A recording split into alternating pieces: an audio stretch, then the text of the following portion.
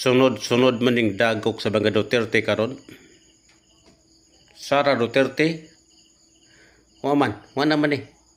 Madayon magyod ang impeachment trial. Mabutyag sa publiko, may balas publiko, makalkal ang mga ebidensya, ang ilang mga binuhatan nga kanun nga dugay na kayong gitaguan.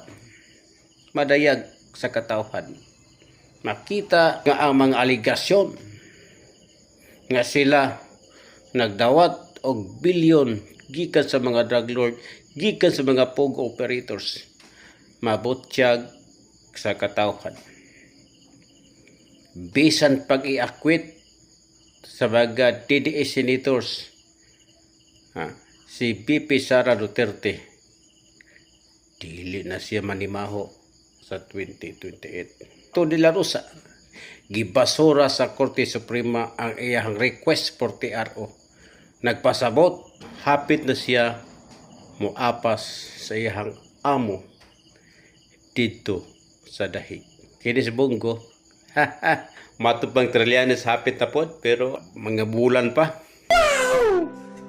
Inay magsuon nga kay Tano, sos, purya gaba, pahilak-hilak paspiya. Yun makakuhag suporta gikas publiko. Giayo siya bas sa social media, sa iyang paghilak-hilak, na kuno hadlo kaayo siya sa buto-buto, iyang gialmahan ang privilege speech ni Senator Risa Hontiveros. Kuha niya makuha ang punto ni Risa. Sabi ako, bright, yung kagwang dako. Sabi ako, bright, ganin na pa dyan ko kahibaw. Iti-iti madaning abogado. Abogado mo po ni. So, mo di baga higal, nga ang mga Duterte, apil ang ilahang mga allies. So, wala na yun. Kaampo taga, wala na yun sila. Buaya nga mga politiko sa sunod nga eleksyon.